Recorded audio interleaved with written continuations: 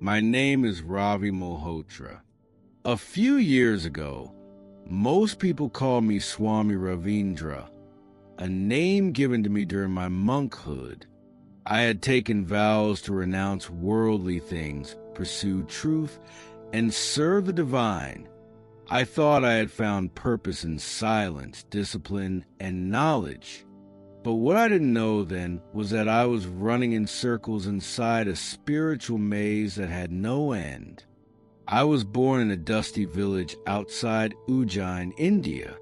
My parents were devout Hindus, simple people, hard-working and respectful tradition.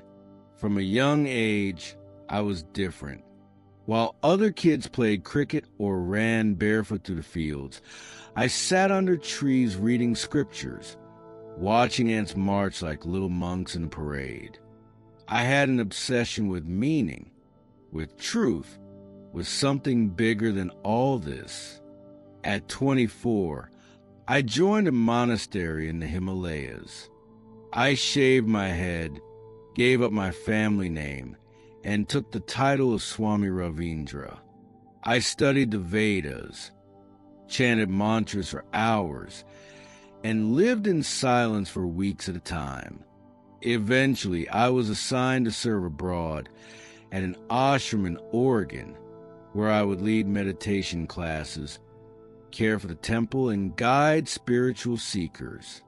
That's how I ended up in Eugene, wearing orange robes in a cold, rainy state where the sun barely showed its face.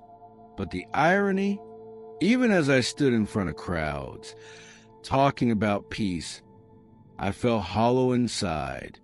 No matter how long I meditated, how deeply I fasted, or how eloquently I quoted the Gita, I still felt far away from God. Is this all there is? Why don't I feel the love we talk about? Is liberation just another illusion? There was a young man in one of my evening yoga classes, Noah Carlson, a curious college student with a tattoo of a cross on his wrist. He came to learn about Vedic breathing, but often stayed afterward to talk. He would ask questions like, if karma is always chasing us, how we ever find rest? Do you believe truth can be absolute? I'd smile, nod, give a poetic answer about duality and balance, but deep down, his questions haunted me. Late at night, after everyone was gone, I'd sneak to the ashram library computer and read Bible verses online. I read John 14 verse 6 once and couldn't sleep that night. I am the way, the truth, and the life. No one comes to the Father except through me. I thought, who says things like that? Either he was delusional or he knew something I didn't. Still, I kept up the image. Morning meditations, turmeric tea, incense rituals.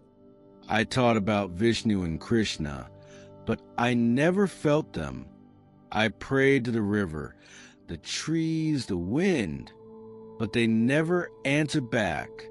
In November 2022, we held a 5-day silent retreat deep in the woods outside the city. It was cold, damp, isolated. I was already physically weak from fasting and mentally exhausted from the gnawing questions. On the fourth night, after hours of stillness, I began to chant Om Namo Bhagavate Vasudevaya, trying to stir something divine in the emptiness. But I collapsed right there on the cold wooden floor of the retreat cabin.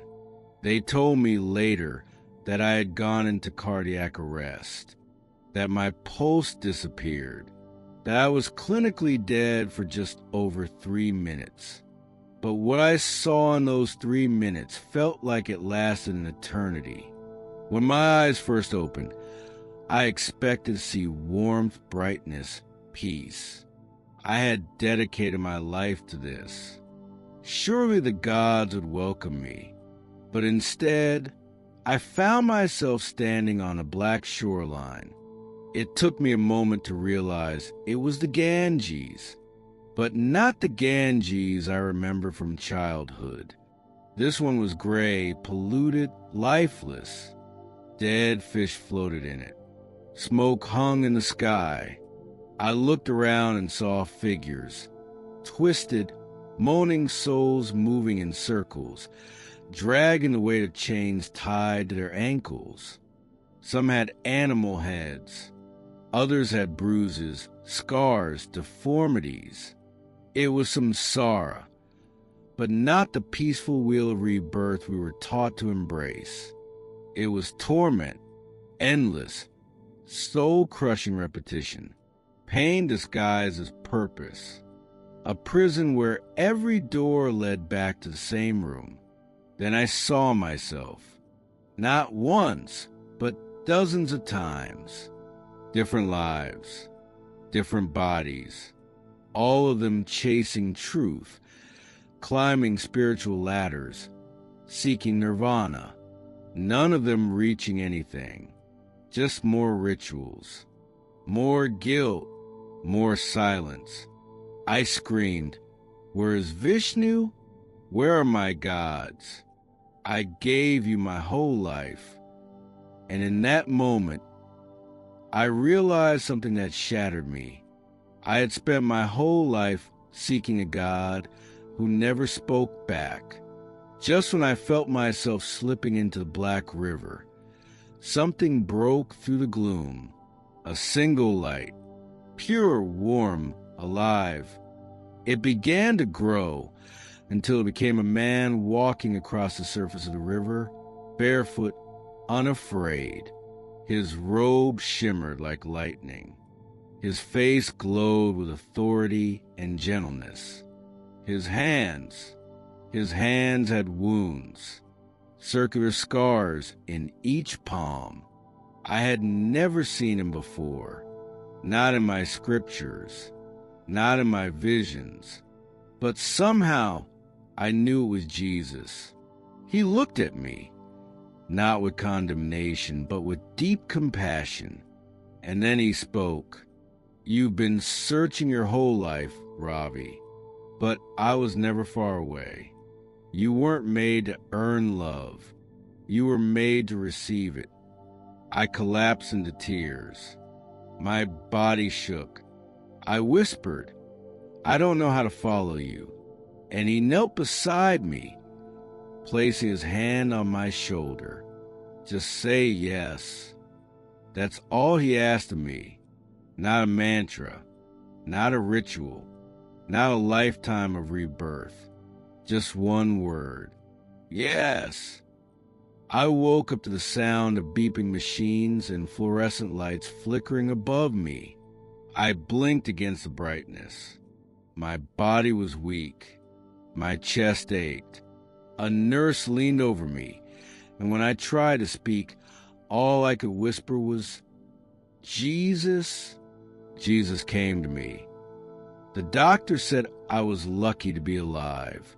My heart had stopped during the retreat. They thought I wouldn't make it, but I knew I hadn't just survived. I had been brought back. I wasn't just breathing again. I was alive for the first time. I looked down at my orange robes folded neatly beside me, and something inside me shifted. They no longer felt sacred. They felt like a costume, something that belonged to someone else. In the days that followed, I barely spoke to anyone at the ashram. I just sat by the window and stared at the sky, remembering the voice of Jesus, the light in his eyes, the way he had called me by name. I knew I couldn't stay in this life pretending anymore. I couldn't return to the routines, the chants, the gods who had never spoken. Not after what I had seen. Not after him. When I was discharged from the hospital, Noah was the first to visit me. He looked nervous, unsure if he was crossing a line. I reached out, grabbed his hand, and said, Tell me about Jesus. He nearly fell out of his chair. That night, he brought me a pocket-sized Bible.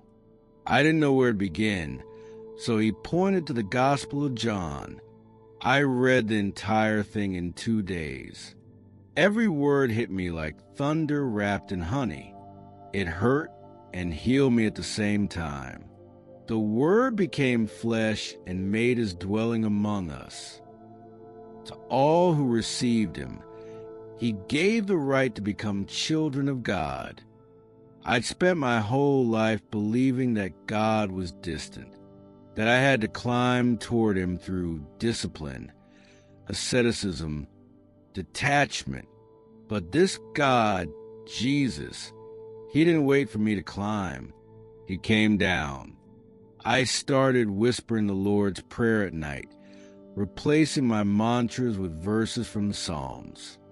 And for the first time in my life, I didn't feel alone when I prayed. The Lord is near to the brokenhearted.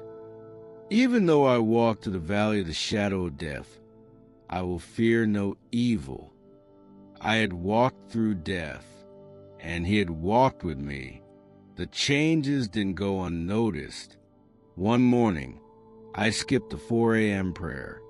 Then another. I no longer led group meditation. I stopped preparing the offerings. The others began whispering. One of my closest disciples, Nirmal, confronted me. "You're abandoning your path," he said. "What has happened to you?" I looked at him. No anger in my voice, only clarity. I met the one we've been looking for. Some wept, others left. A few grew hostile. One night I found my door vandalized with the word "traitor" scratched into the wood. But I couldn't go back. I had tasted truth.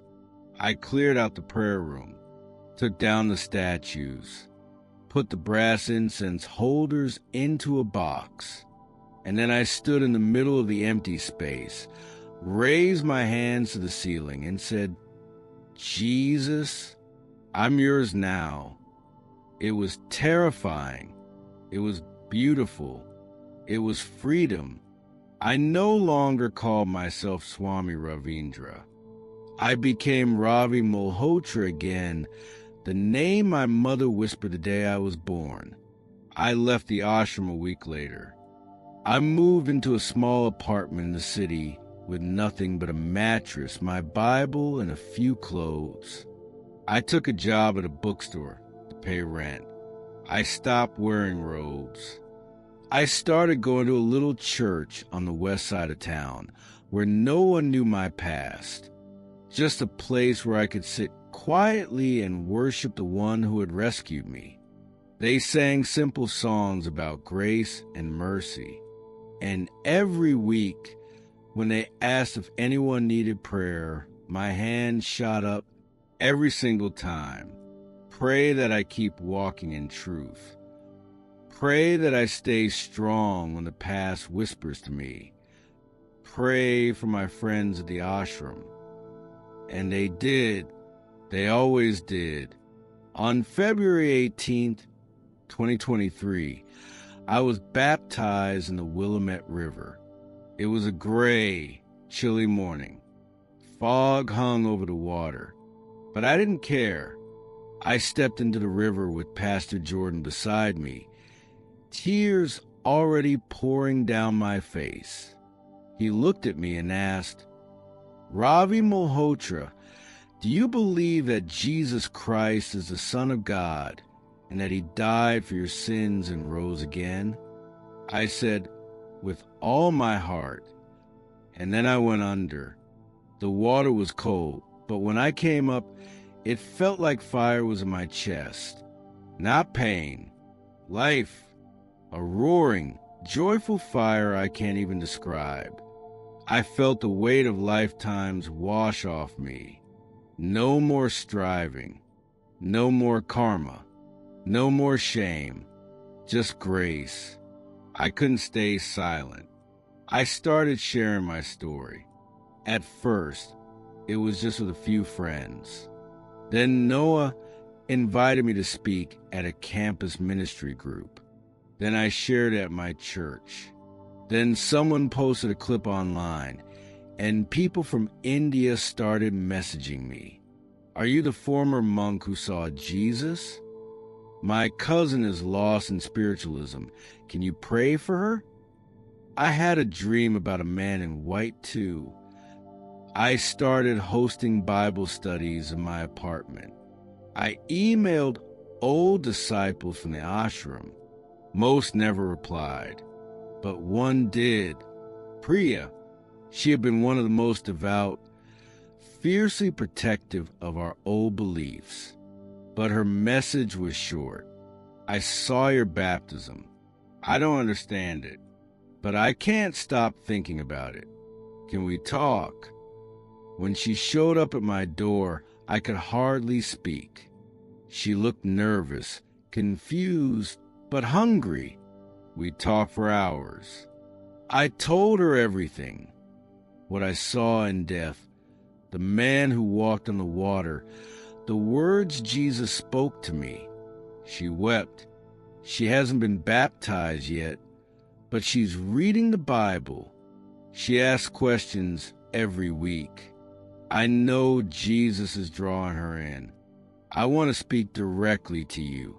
Whoever you are, maybe you're chasing peace like I did, through meditation, through philosophy, through silence. Maybe you feel like you've tried everything. Maybe you're drowning in questions you're too scared to say out loud. Listen to me.